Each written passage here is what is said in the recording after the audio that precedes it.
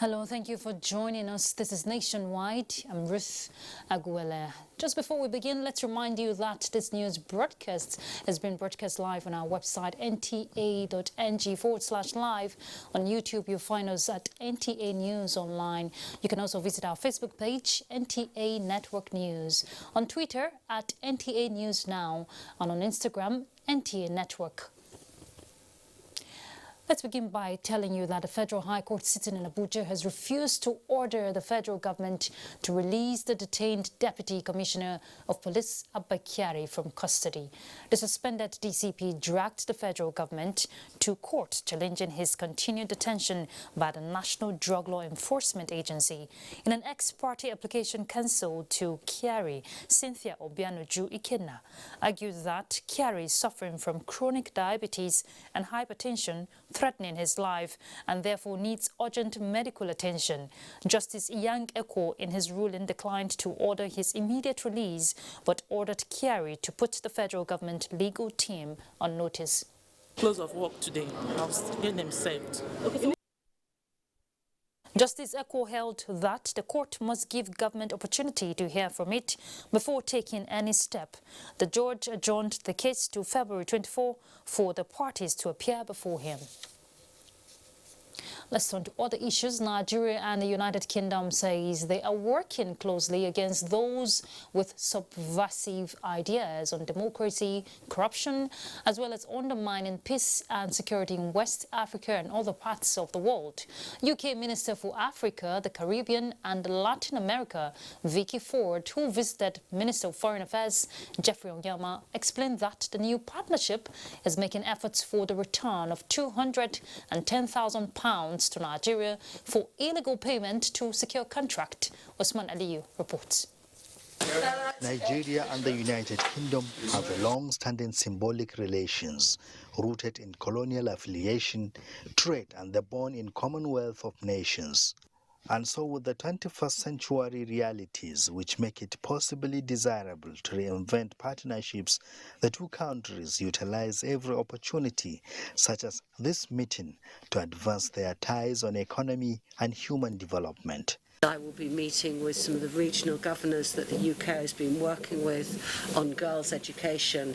Over 8 million girls in Nigeria currently going to school because of support from the people of the UK and the UK government. And to have a strong future for our country, you need to include all the people of the country. The relationship has been, as always, really strong and getting stronger all the time, and we're looking to also increase the cooperation in the economic field as well. I mean, COVID has also created a lot of economic challenges for us, an area of, and also even in the area of climate change. The United Kingdom and Nigeria are also concerned on peace in West Africa, and that is why Nigeria explained that it is making sure that the G5 Sahel succeed towards improving security and peace in the sub-region. Usman Aliyu, NTA News. A two-day strategic retreat and planning workshop of the ECOWAS Council of the Wise has opened in Lagos, with deliberations focusing on how to address a resurgence of military takeover while preventing new crises.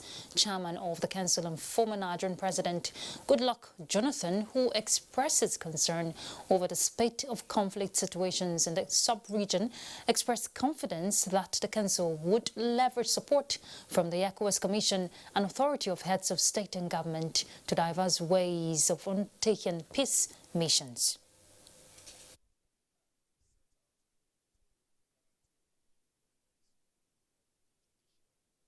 This meeting will accord us the opportunity to collectively review our mandates and develop a functional work plan for the remaining period that will serve the Commission.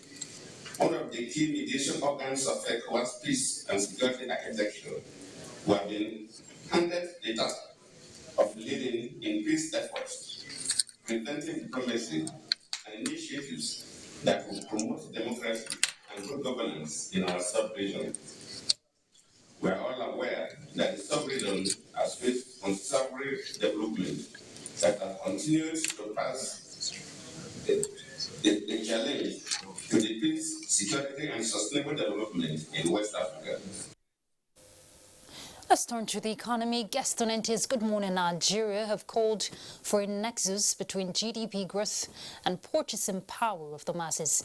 They note that bringing inflation to single digit is one way of sustaining the remarkable GDP growth recorded in 2021 to positively impact on Nigerians. Lydia Sampson reports. Applauded Nigeria's GDP and economic growth, which surpassed IMF, World Bank, and even federal government projections.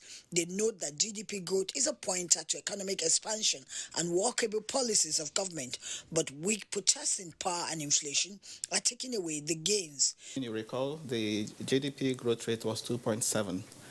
And the closest we had since 2015 was in 2019 when we had 2.2%. Of course, you know that in 2020, the economy contracted by 1.92%. We also had a contraction in 2016. So coming from a contraction of 1.92% in 2020 to a growth rate of 3.4% in 2021, I think that's remarkable. Policymakers must look at the exigencies in all economies. The greatest problem of the economy is high inflation. And this high inflation, if it is sustained, is going to make many people poor. And when you are making your people poorer, you are making your GDP negative. The guests canvass a connection between GDP growth, welfare, and productivity as necessary to create sustainable growth and employment. We need a framework that will coordinate all the activities and policy measures of all the key drivers of policy in this economy.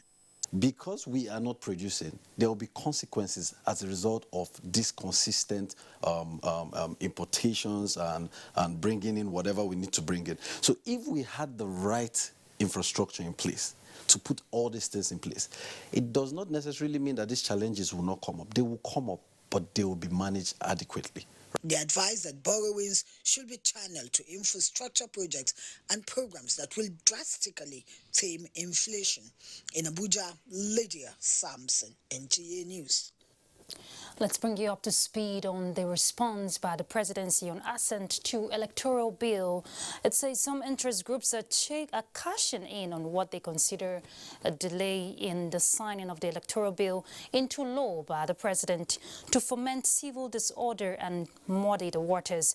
A statement by the special advisor to the president on media and publicity, Femi Adesina, says it is on record that the amended bill was sent to the presidency on January 31st, 2022, which means that the executive could do due diligence on it till March 1st, as prescribed by the Constitution.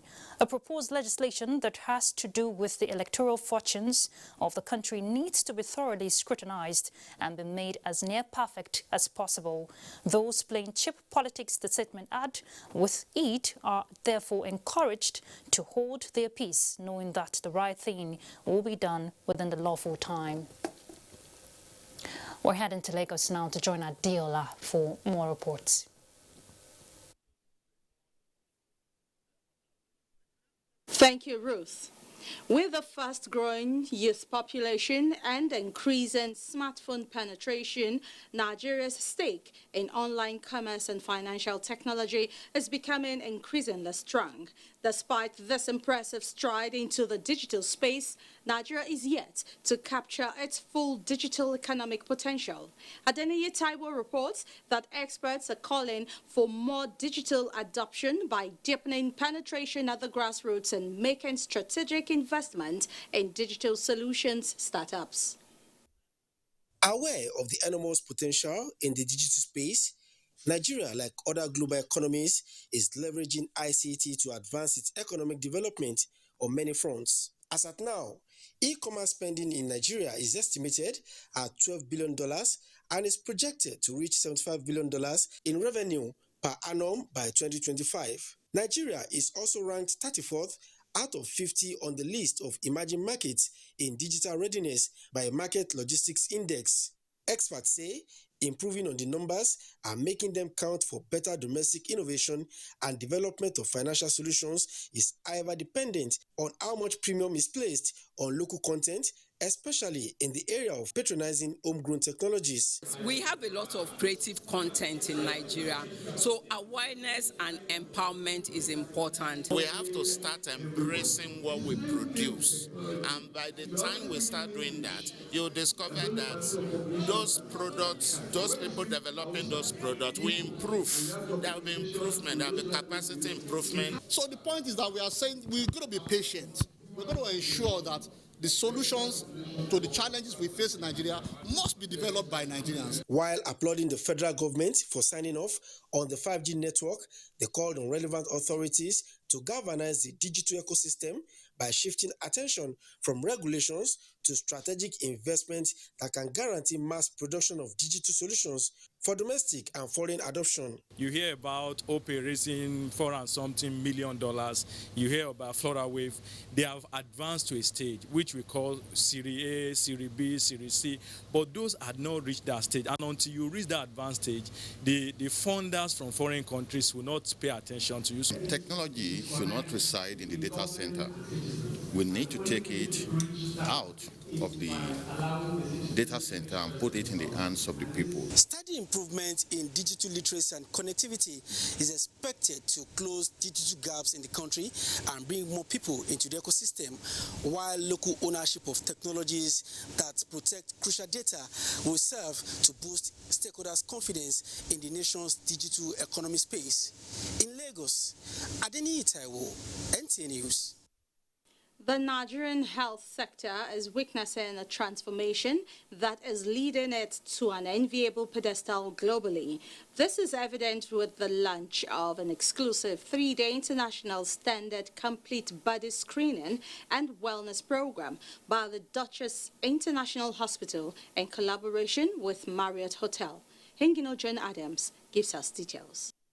Sitting in the heart of Lagos mainland, Ikeja is a facility that is set up to reverse the narrative about medical tourism among Nigerians. The Duchess International Hospital, a one-stop shop medical outfit equipped with state-of-the-art facilities, is also a hot spot that will attract traffic from people around the globe as it introduces the Duchess Royal Medical Checkup, a 3-day comprehensive and full body medical assessment and clinical evaluation in the environment and comfort of the Duchess Royal Suites. Being well is about having your health checked. This is one end of a spectrum of services that we offer aimed at screening, early detection of disease, and prevention of long-term chronic disease. The master plan is a US-European style of total body health screening, which experts believe will bring back home the best brains working in other countries to uplift the Nigerian health sector. It is worrisome that regular checkups or annual physical examination have become a significant component of that medical tourism. This institution, this facility, can take care of what majority of us go out there to do. I believe that with a facility of this nature and with the array of services that they render, that will save Nigerians a lot of foreign exchange if we actually decide to make use of this facility, because it is world class. This development is expected to impact positively on the health and financial sector, as medical tourism will be redirected to Nigeria. In Lagos, Hinginu John Adams, NTA News. Those are the stories from Lagos for now, but remember that you can follow this news broadcast live on our website at nta.ng/live and on YouTube at NTA News Online. You can also visit our Facebook page at NTA Network News. Our Twitter handle is at NTA News Now, and on Instagram at NTA Network for updates. Nationwide will return after this break. Do stay tuned.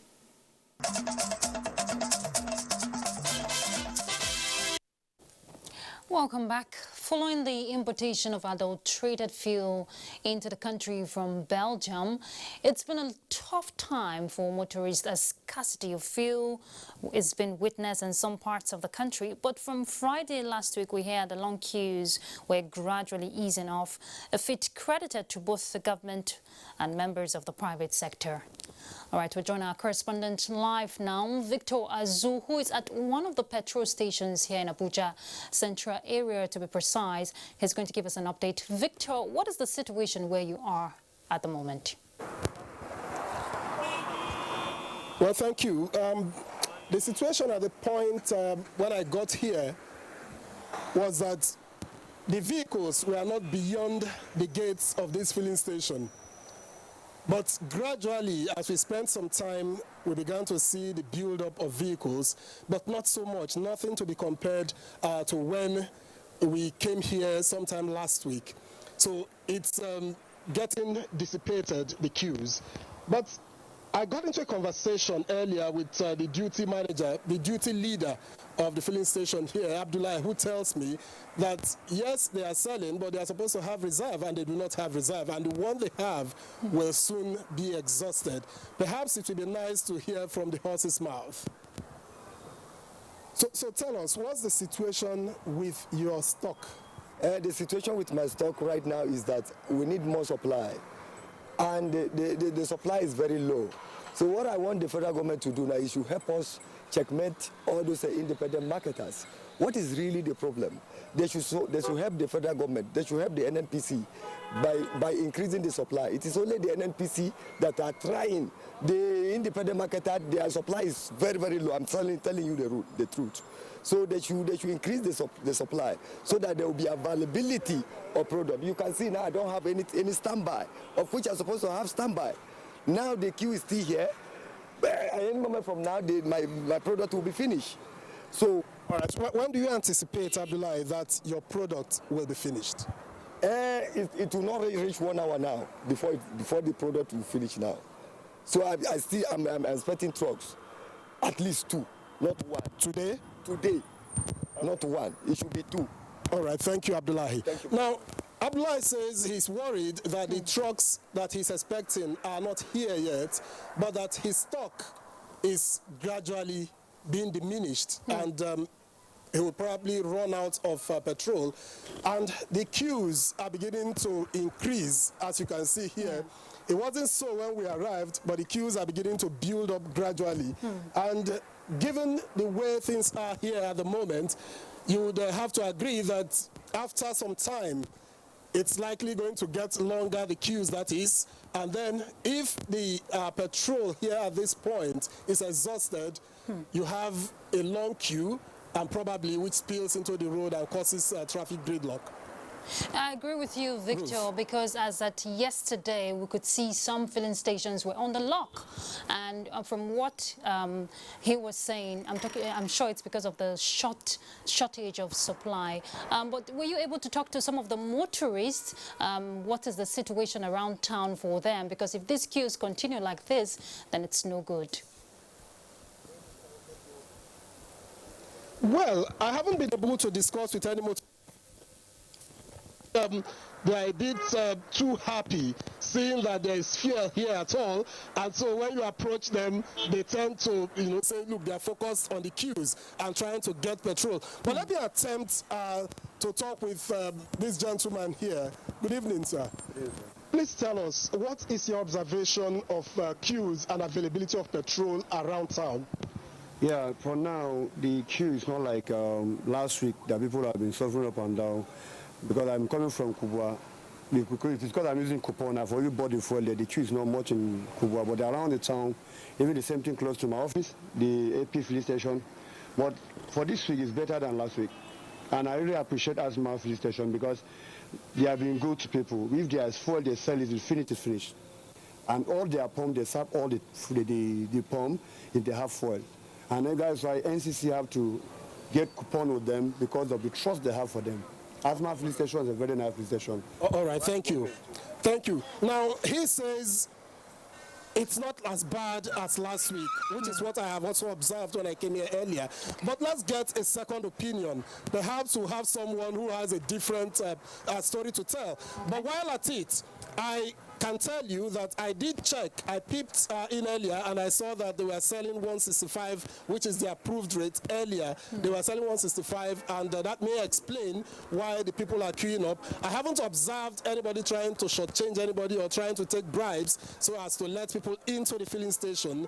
But I have also observed the black market dealers looking around trying to get fuel so that when perhaps the one they have here is exhausted, then they can make brisk business. But let's second opinion on the situation of things here. Okay. Good afternoon, sir. Good afternoon. Please tell us. I'm sorry, please tell us. Oh, this one is TV shy. Yeah, he doesn't typical. want to talk to us. But all right, Victor, you've done your best. Thank you very much for that update there. We just hope the authorities involved will step in and ease the situation for motorists. Thank you very much, Victor.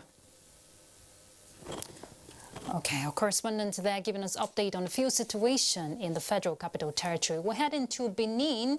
We also hear the force situation there will be part of what the edition for us. So Ogochukuka will take it up from there.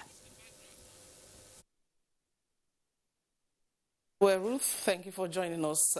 And continuing from there, the lingering fuel shortage across the country is producing unease for citizens in Benin. They consequently want government to take urgent action and provide relief. Uduakobong Achibong, who was in town for an update, reports that although there are no long queues, most petrol stations are not dispensing. For the past 2 weeks, Nigerians have been subjected to the harrowing experience of sourcing for fuel. A visit to filling stations this Monday indicates that most of them are not dispensing the product. For those that have the product to dispense, including the NNPC mega station, they are dispensing at between 162 and 165 naira per litre. Some motorists complain that they are still made to buy the product at between 200 and 250 naira per litre, with significant fiscal impact on consumers. That the fact is 162 with the mileage and like that. They all come, they add money, they join now 240. It's difficult now. We are buying some 220, 230, 210, 200. We have been buying ever since right from last week. When we buy do something, we carry passenger according to where we buy. But when we buy less, we carry passenger according to when I buy. And not to monitor them like this because Nigerians now your hand now will define. Those private, they should put us first. The people want quick intervention so as to make the product accessible and affordable. A quick intervention will also stop the emergence of a black market, which some suggest is already rapidly building up in the city. In Benin, Uduakobong Achibong, NTA News. And to other matters now, hardly does a week pass these days without the Economic and Financial Crimes Commission, EFCC, parading young men for cyber fraud or others being jailed by courts for internet fraud-related offenses in Nigeria. The Edo State government is, however, ready to convert the misguided youths and enable them profit from the transformation of the state. Governor Godwin Obaseki has therefore restated that his administration is also ready to tackle the epidemic of internet fraud in the state and replace it with a climate of new opportunities. Elizabeth Omoko reports. The Yahoo business, formerly known as cyber fraud in Nigeria's cybercrime law, is not a new phenomenon in the country. The illicit business, mostly perpetrated by young men and sometimes women, is an offshoot of the so-called 419 business of the 1980s and 1990s. This crime, which unravels in various shapes and forms, is now perpetrated with the use of laptops, phones, 24-hour internet connection, and a premium software exclusively for hacking purposes. They employ various subterfuge in order to dupe their unsuspecting victims, who are mostly foreigners. The actions of these young men, Governor Obaseki says, can be redirected for positive gains. These children must be very brilliant.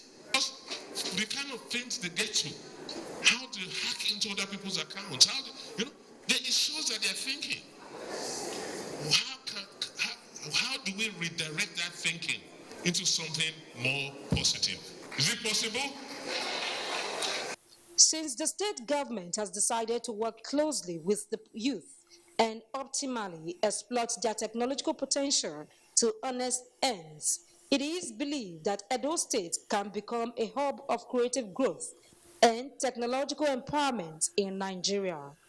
In Benin, Elizabeth Omoko, NTA News. And as a contribution from here, Ruth, is back to you.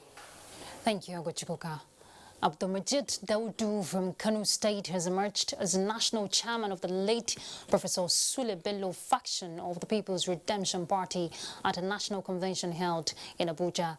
The Falalu Bello-led National Working Committee of the party has, however, declared the convention illegal. Timothy Yusuf reports.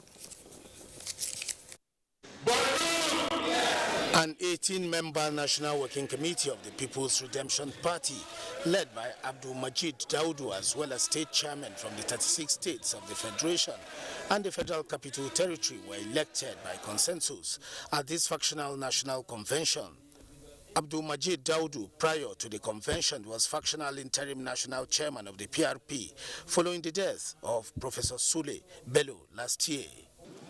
We also succeeded in implementing the core PRP principles and ideology that has to do with building a solid political structure that is founded on politics of development. The Falalu Bello-led National Working Committee had, before the National Convention, clarified that the PRP is not in factions, just as the National Secretary reacted to the purported National Convention. Where are their membership cards? If there are members of PRP, then we will talk to ourselves. It will be an internal issue. I have never set my eye on Abdulmajid face to face. And may I add also that at no time has the National Working Committee of this party been dissolved.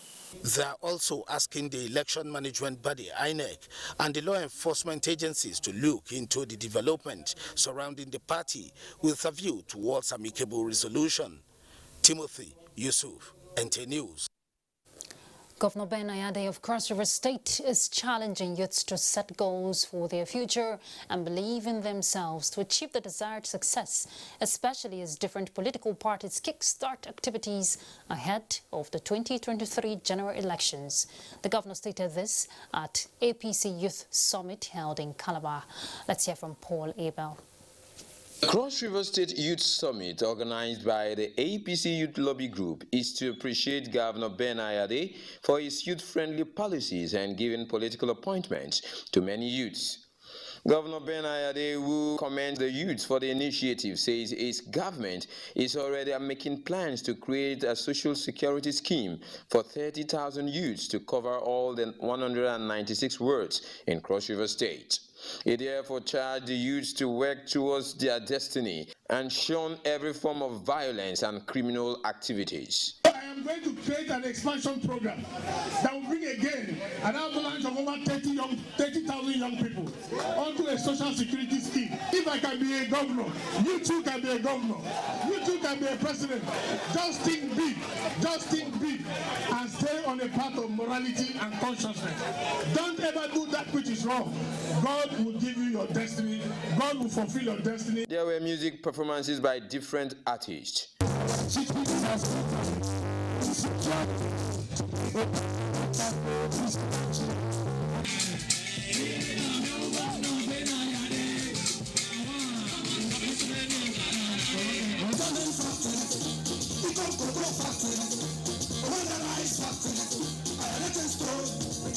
In Calabar, Paul Abel, NTA News.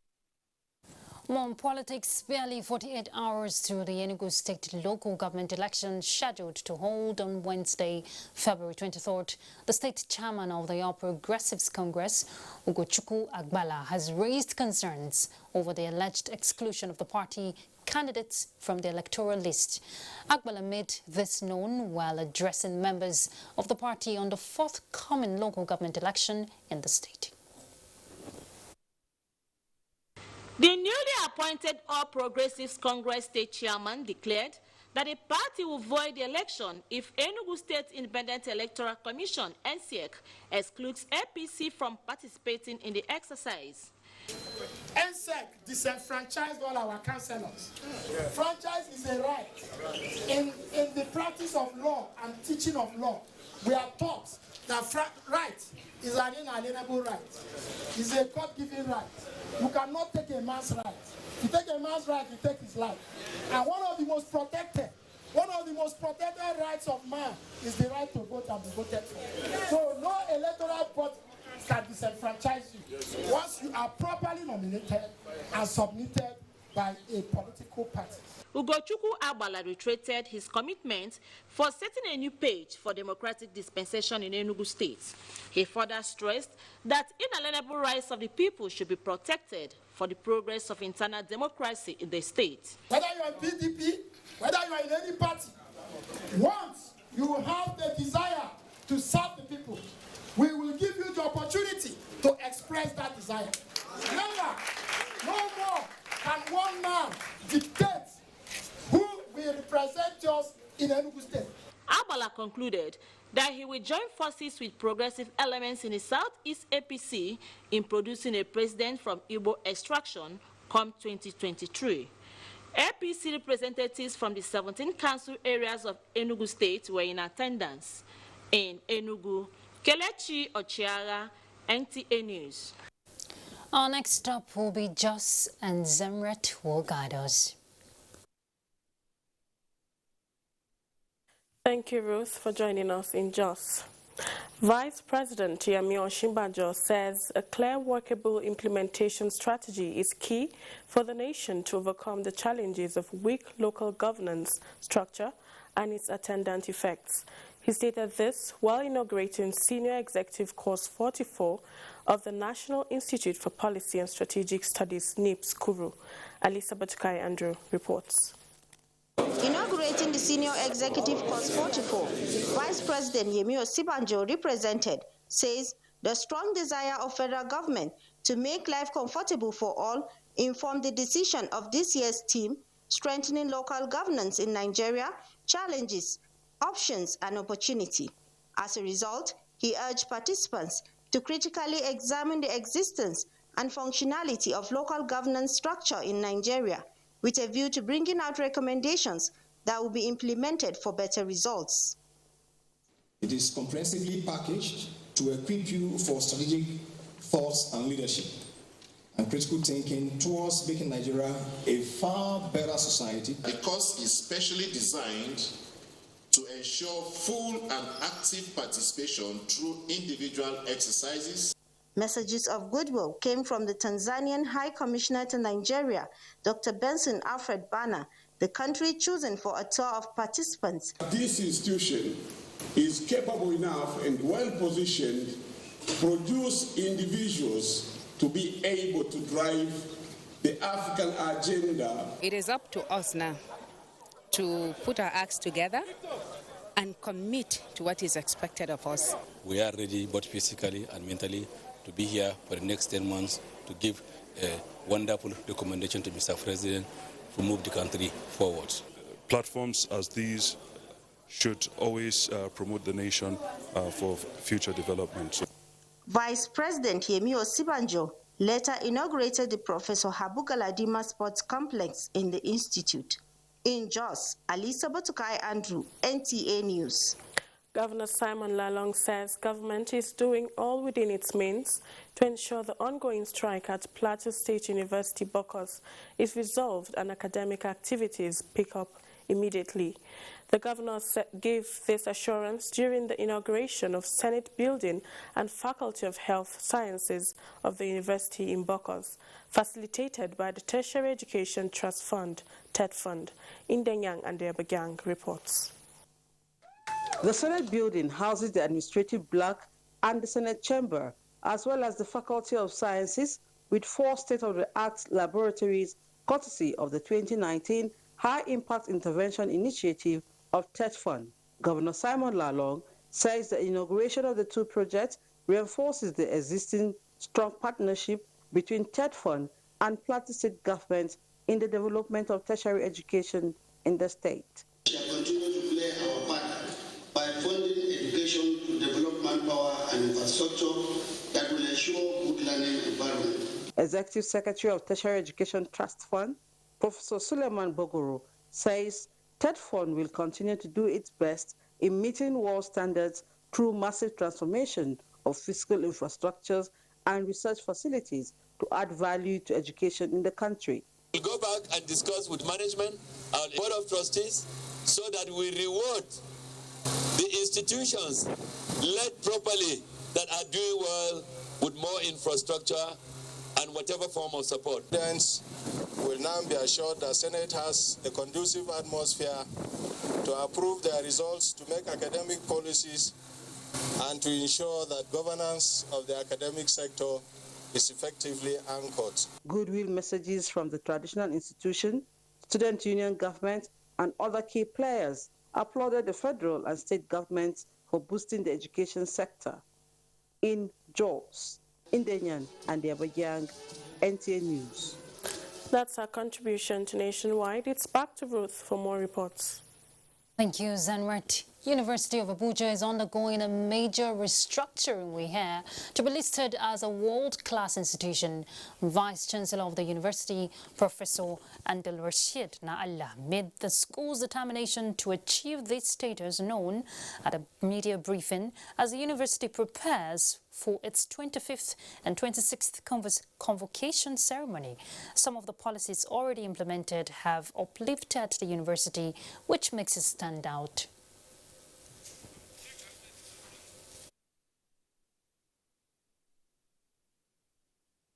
We're building computer, laboratories all over the place. A student does not have to have a computer. We apologize for the poor visual there. All right, let's go on a break. We'll be back shortly. Stay tuned. Welcome back. Federal government ministries, departments and agencies have been advised to always furnish the office of the Surveyor General of the Federation with their land titles for proper documentation. Surveyor General of the Federation, Abdul Ganiyu Adeyemi, gave the advice at a media briefing in Abuja. Mie Ogidi reports. A breathtaking green vegetation, laced with alluring aesthetics, Nigeria spanning 923,768 square kilometers from the Gulf of Guinea in the south to the Sahel in the north. The surveying documents of this country are housed here in Gariki, Abuja, the office of the Surveyor General of the Federation. From analog to digital, special drones now doing the mapping, and for the printing, state-of-the-art equipment ready through private-public partnership. You are supposed to have all the information that has to do with Nigeria here on the server. Abdul Ganiyu Adeyemi, the new man on the job, is thinking new, thinking that comes with huge financial cost. The high-performance data center is just an example. The center will cost nothing less than $1 billion to be fully operational, and I think the government is willing to do something about it. The management under my leadership is exploring various means within the law to ensure increased revenue generation for the office and the nation in general. This is where all ministries, departments and agencies' land documents are statutorily expected to be, but remembering the office only when land disputes arise is quite frustrating, the Surveyor General lamented. It is a tasking job, and upgrading it to meet its national assignment is what before the new man on the job. Mie Ogidi, NTA News. The Board of Management Hydroelectric Power Producing Areas Development Commission has urged the federal government to impress it on other stakeholders expected to fund activities of the commission through royalties and concessions to fulfill part of the obligation to enable Hyperdeck deliver on its mandate. This was part of the major issues that dominated discussion as the Commission presented its scorecard in the last 1 year at the 5th Board of Council's meeting. Fatima Ali will tell us more about it. The Electric Power Producing Areas Development Commission, Hyperdeck, since its inaugural meeting in March last year, has impacted positively on the lives of people across the 6 benefiting states. The Commission has taken decisive steps in addressing challenges ranging from environmental degradation, potable water to provision of alternative power supply to boost socio-economic activities of the host communities. We're hoping that in this present year, we should have more projects in the member states. And the projects are basically to improve the living standards of communities. The Federal Ministry of Finance is trying to pay what is due to the Commission on the part of royalty and concession up to 2018. And from 2018 to date, we are expecting to be receiving 10% of the revenues generated by the GENCOs. So these sources of fundings are enormous, and they are the lifeline through which Hyperdeck will be able to operate. Hyperdeck commences operation in March 2021, 11 years after the bill that established the Commission was passed into law. In Mina, Fatima Aliu, NTA News. All right, let's head to Port Harcourt as we join Gabriel.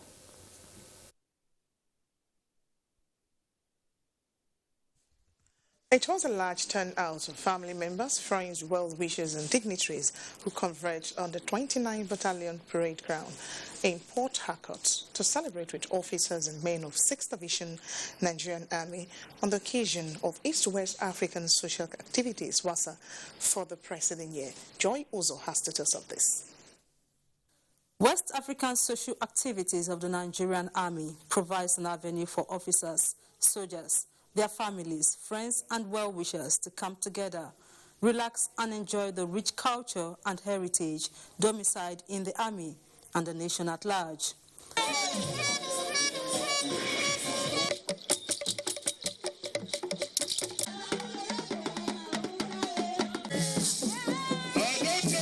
As an annual event which also provides an avenue for stock-taking and charting a new and better path for the future, divisions of the Nigerian Army have not failed to take advantage of the memorable event, hosting that of the preceding year in grand style.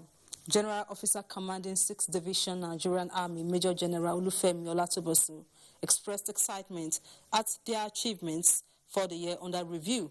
In terms of training activities, operations conducted, all in line with the vision of the Chief of Army Staff. I think all were successful. We have seen the ambience of the activities that have been held in this place to ensure that that unity, progress, and overall accomplishment of the military that is showcased today. The ability of the organizers to put that together is top-notch, and this is what we need in the country, that unity. Special guest of honor and Governor of Rivers State, Nyesom Wike, represented by Secretary to the State Government, Tami Danagogo, thanked the Army and pledged their continuous support. Keep up the momentum and possibly increase it so that we can stamp out all these criminalities. Amidst the fanfare was a display of the nation's rich cultural heritage, cutting of the event's cake, tug of war, and setting up of a bonfire. In Port Harcourt, Joy Uzo, NTA News.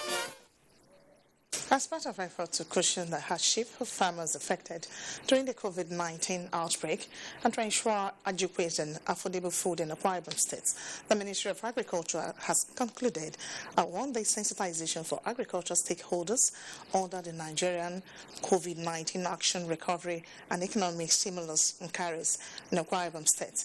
Evelyn Bado Ekbo reports. The Nigerian COVID-19 Action, Recovery and Economic Stimulus is targeted at agricultural development and increase in farm production, especially farmers affected during the COVID-19 outbreak. The World Bank-assisted project will benefit farmers across the 31 local government areas of the state. Commissioner for Agriculture Dr. Glory Edet, appreciating the NCARES team and Fadama unit, is encouraging stakeholders to take good advantage of the program to improve their yields. The one that concerns us today and the one that will be doing from from time to time is the agri sector, the Fadama, and then agriculture, they needed a well-formed structure so that they can go through, and that is why we picked Fadama, because Fadama's traditional financing was established in the state already. Other stakeholders also appreciate efforts of the state government towards enhancing farming activities in Akwa Ibom. There will be a time where there will be no food. There will be a time where there will be no businesses. There will be a time we will be suffering. In order to mitigate it, they are put in place program like this. The NKS program will also cover distribution of inputs, grading of rural roads for accessibilities, repairs and upgrading of functional mills and markets. In Uyo, Evelyn Badu Epo, NTA News. That's all from here. Is now back to Ruth. Thank you, Gabriel. The Federal Capital Territory Administration has disclosed its readiness to partner with results-oriented organizations willing to provide quality healthcare services to residents in order to meet the high demand of the people. FCT Minister of State Ramatu Tijani Aliyu made this commitment at the grand opening of a state-of-the-art laboratory center established by the Arab International Diagnostic Center in Abuja. Ifanye Zumba reports.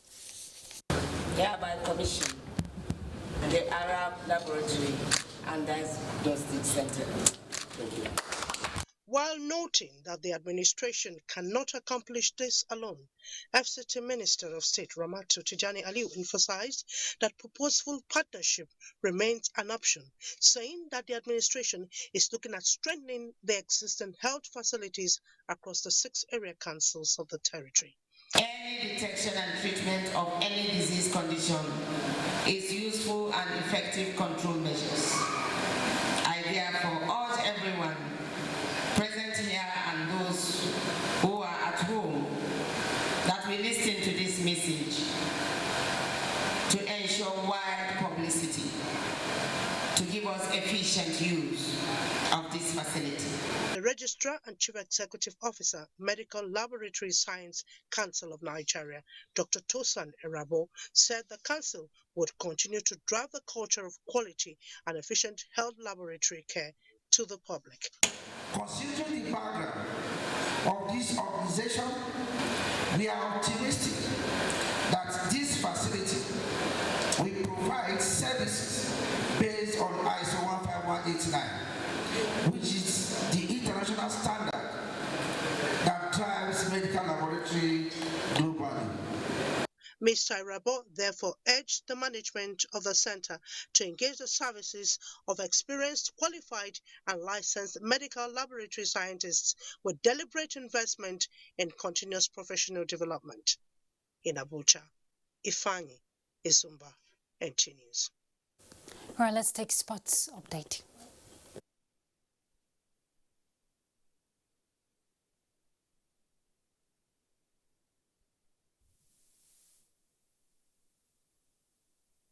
All right, we apologize, there's no audio there for sports lovers, but that's nationwide. Thank you very much for your time. Remember, you can catch all our news, live broadcasts and programs on our website, nta.ng/live. On YouTube, you'll find us NTA News Online. You can visit our Facebook page, NTA Network News. On Twitter, at NTA News Now, and on Instagram, NTA Network for all the updates. We're done, like I said, and remember the fight against rape and rapists is still on. I'm Ruth Aguele. Enjoy your evening.